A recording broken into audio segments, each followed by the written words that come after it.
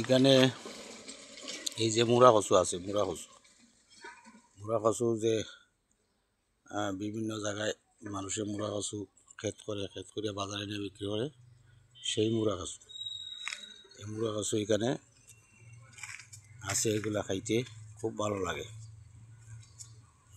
এই যে মুড়া কচু,